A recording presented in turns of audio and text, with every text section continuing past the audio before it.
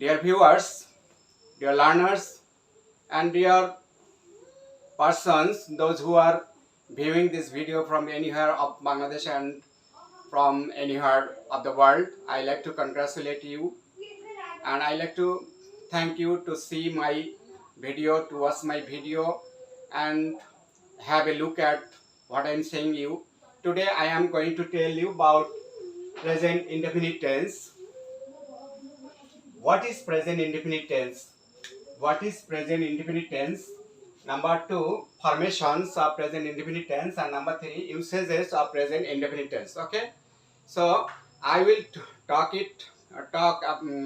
about these topics in brief. So please be very careful and listen to my topic. Okay, what is present indefinite tense? The present indefinite tense is such kind of tense which happens not at the moment of speaking. Not at the moment of speaking. Suppose I say I go to school. I go to school. I go to school. The action of going to school actually doesn't happen at the time of speaking. It may happen after some time or at any moment that must be indefinite. So it is called present indefinite tense, and another name of this tense is simple present tense. Okay, simple present tense. She or he goes home. She or he goes home. This is also another uh, roles. So I like to tell you uh, about the sentences of present indefinite tense. First, I like to tell you about a group. A group. A group. You see, in this group, I like to use present form of verb to be. Present form of verb to be. Suppose if I use I am a man, you are my, you are my, you are my friend, you are my friend. So, dear viewers, you can see am and are present form of verb to be, and we can also tell that she is a teacher. She is a teacher. This is one type of present indefinite tense where we can use verb to be in the present form. Okay, like the sentences above are the examples. And now take a look at B group. B group. Here I like to use the verb to have. I have a friend. She has a good school bag. We have many friends. We have many friends. So you see from my discussions that the present form may be one or sometimes two with a little change of meaning.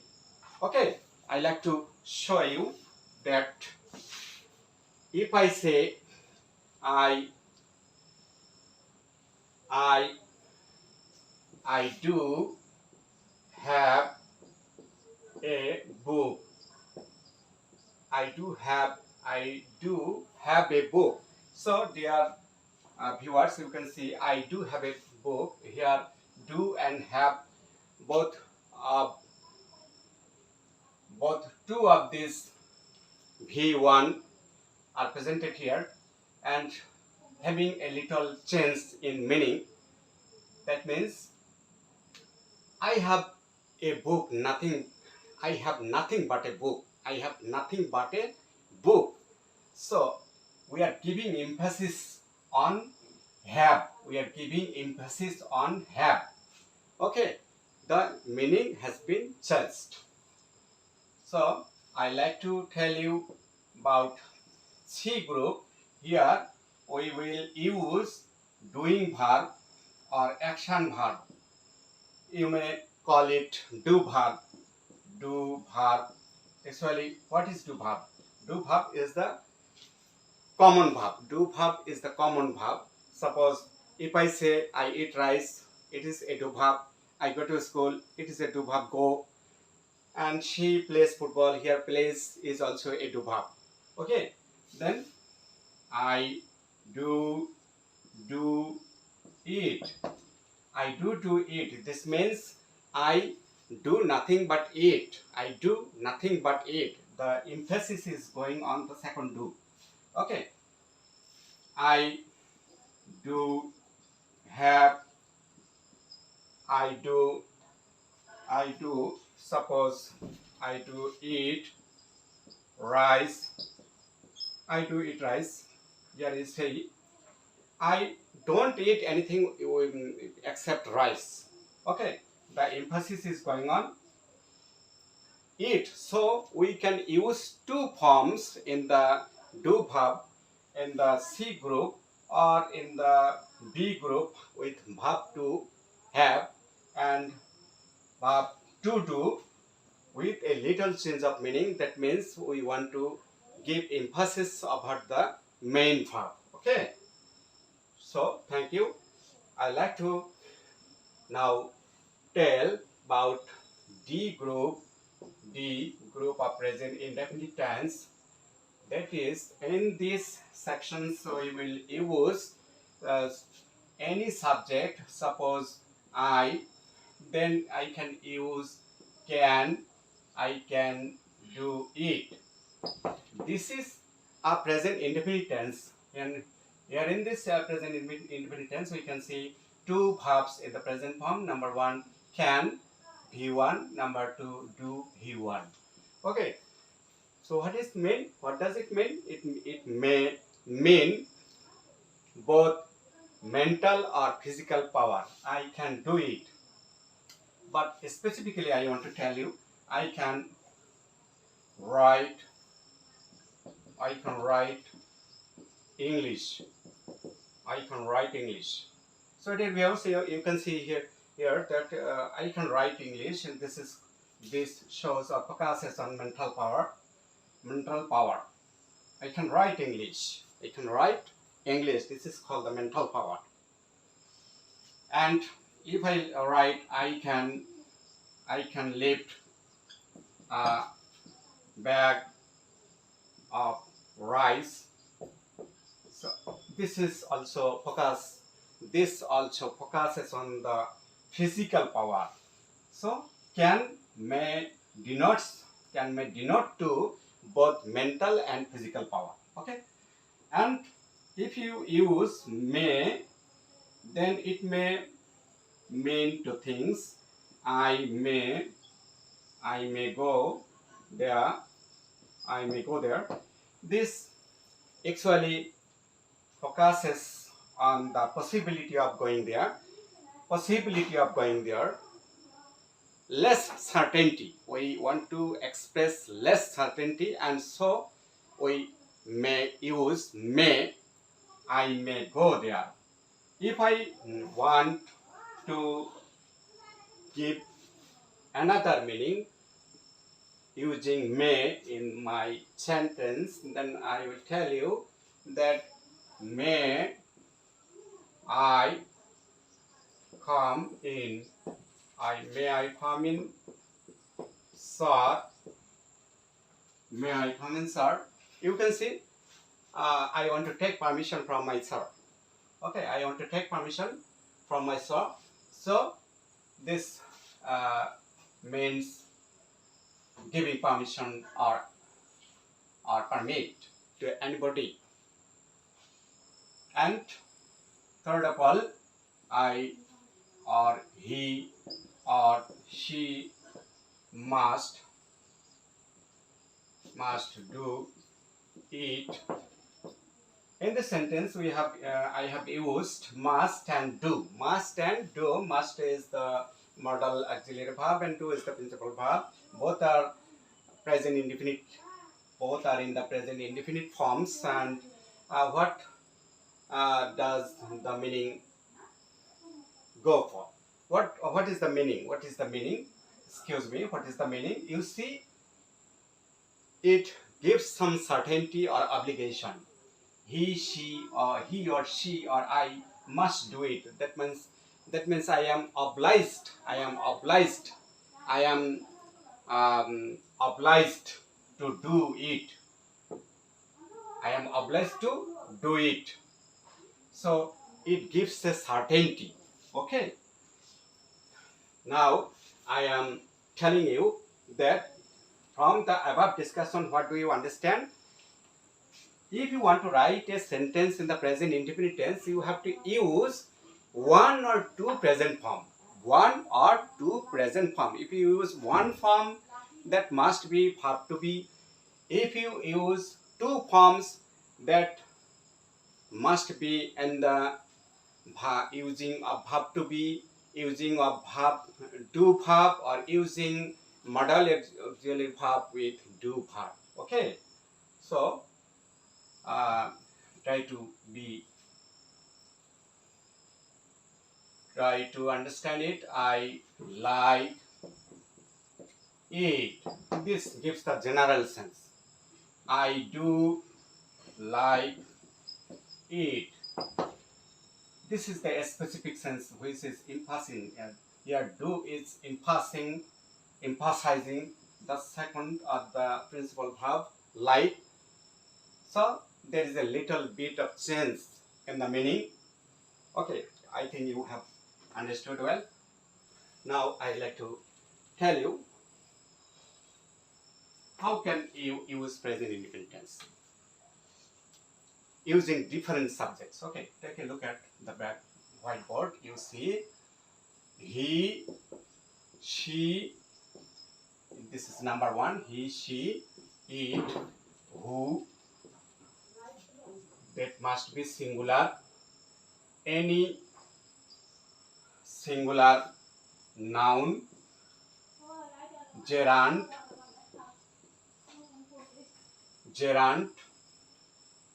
verbal noun,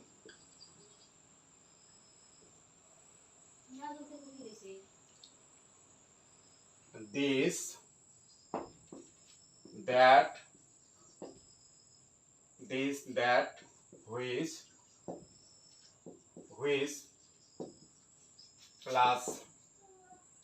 plus singular noun, what plus singular noun, whose plus singular noun. All the subject takes present form, but the present form except verb to be or verb to have, and also with modal auxiliary verb, we don't use this formula. We use this formula only with the do verb. Only with the do verb. Suppose the subject is he. He does the work. Look at the blackboard, please. Look at the whiteboard. You see, what do you see? Here, the present form of the do verb do takes es with it because the subject is he, or you mean third person singular number. But I wrote on the blackboard in the specific way that you can understand these subjects are used in the third person plural number, and there is a change of little bit in the formation of the verb to have present form of the verb. Okay, present form of the verb. He writes a letter. You can see he writes a letter. You see, he writes a letter. He writes a letter. That means this verb form or present form of the verb has taken s with it because the subject is he. Here it may be it, Momin. It may be Momin. It may be Rohim, or subject may be Peter. Okay, subject may be Peter, or anybody maybe. Rohim writes a letter, he writes a letter, she writes a letter, Peter writes a letter. According to this rule, you will not make any fault in using present indefinite tense because you know that these subjects take present form with a little change in the formation. When this rule is applicable, the verb in the present form takes s or es with it. Okay, thank you. And the second rule is that if the subject except this subject, all the subjects in the plural form, and personal pronoun in the first person, I like to specify this: I, we, they, you, and any plural noun.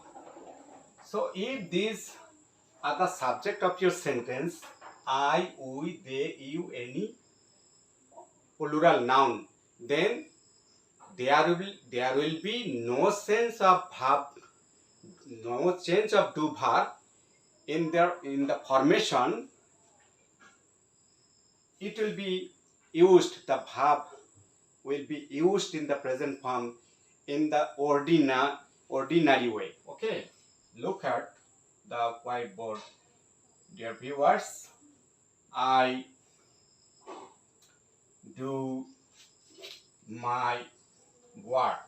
You see, this present form is used in the original way. There is not any change here. This is the original form. He and she, this is the plural subject. Or you may say this is third person plural. So he and she do the sum. Or if you say they do the sum, he and she do the sum, we do the sum, we can say we do the sum. Okay, we can use this sentence in the present indefinite tense like this way. We will have no change in the formation of the present form if the subjects are I, we, they, you, and any plural noun or any plural subject, But you can ask me, what is plural subject? That is that may be formed in any way. Suppose a pronoun plus a noun, or adding two noun together, plural subject may be formed. Okay, thank you. So I think you have a little idea about this present indefinite tense. Now I will tell you the usage. In short. Number one, usage or use, or how we apply present indefinite tense. Okay, I will tell you some rules today. Not all the rules I will tell you, but some rules I am going to tell you. Number one, in the general sense, when we do any work, when we feel any necessity of doing any work at the present time, then we can use present indefinite tense. Look at the blackboard, look at the whiteboard. I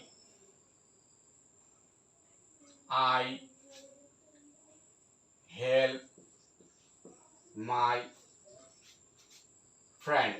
I help my friend. This may happen not at the time of speaking, but at any time. And it is a necessity. When there is any necessity of helping my friend, I can say I help my friend. Okay? He writes. He writes a letter. You see, he writes a letter. Dear friends or dear learners, dear viewers, I don't want to tell you that I am teaching you English in the easy way. I am giving you some clear notions, but I am just mentioning you, or I like to make you remember the things.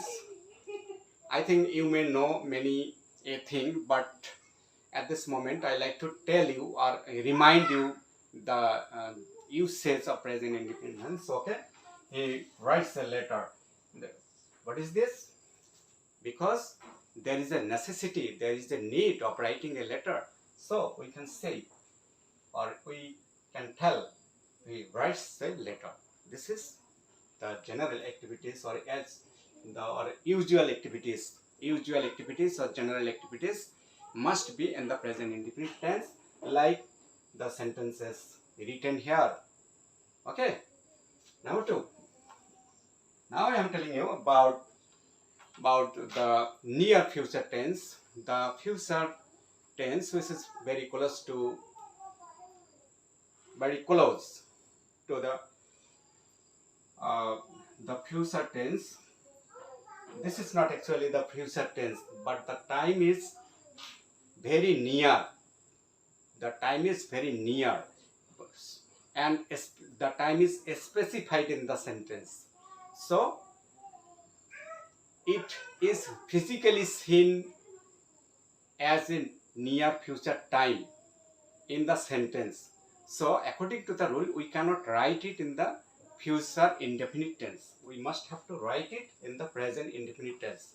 Because why we should write this tense, this near future time with present indefinite tense? Because I like to remind you that we start a work at this moment or at the present time, but that work actually means the future.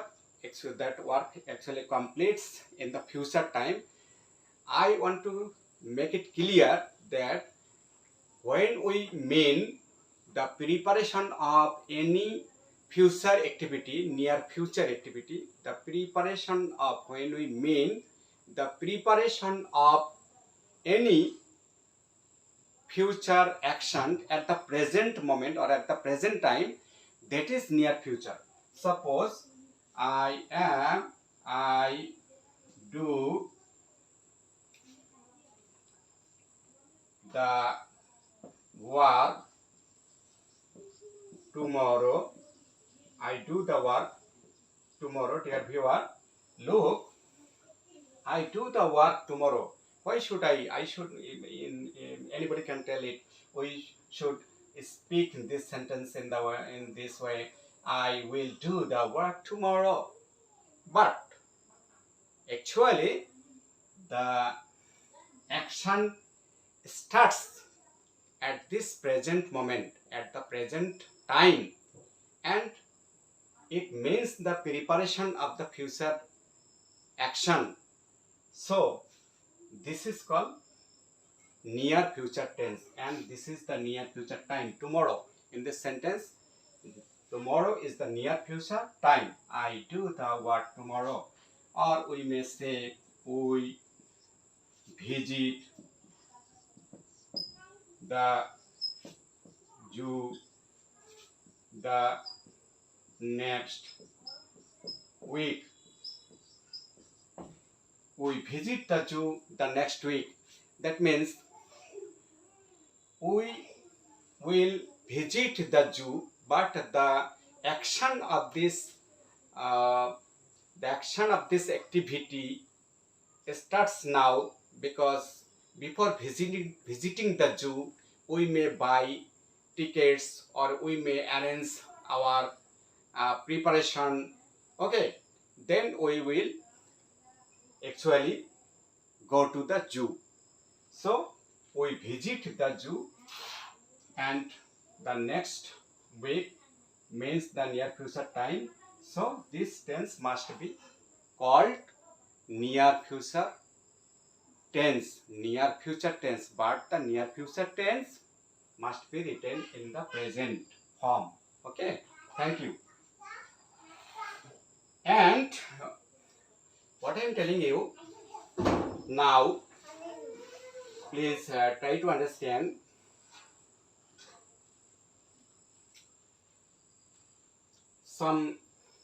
Not all the rules I will tell you today, partially I am telling you.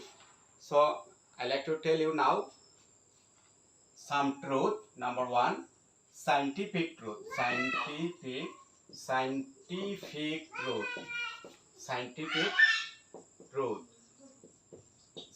truth. Some actions happens according to the rules of science. Those are called scientific truth. Suppose oil floats on water.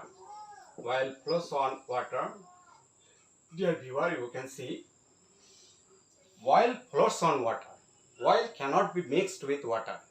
It just floats on water. So this is the rule of science. So scientific truth. Number two, universal truth. The work which happens according to the rule of nature. Suppose you say the moon shines at night. So this is universal truth. The moon doesn't shine by day. The moon isn't visible by day. The moon is seen in the sky at night. So this is correct. This is the universal truth. Number three, the general truth. Suppose you can say money begets money.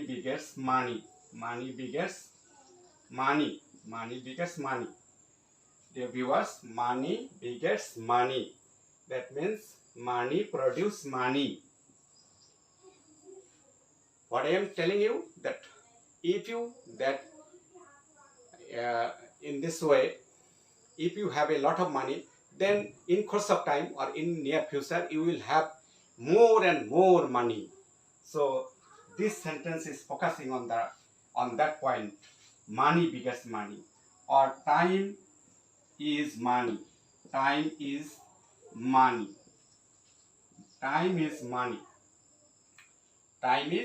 money. And also we can say, according to the general truth, time is short, but ours is long. This is a general truth. When we start any activity or when we start any work, we can see that we are going to be very busy because we have no time to complete the action. Okay, this is the general view when we start any work. So time is short but art is long. This is a general truth. Okay, dear viewers, uh, I like to be present before you with my next videos. Until then, I appreciate your concern. I hope you will share, give, give likes, give share, and view my video.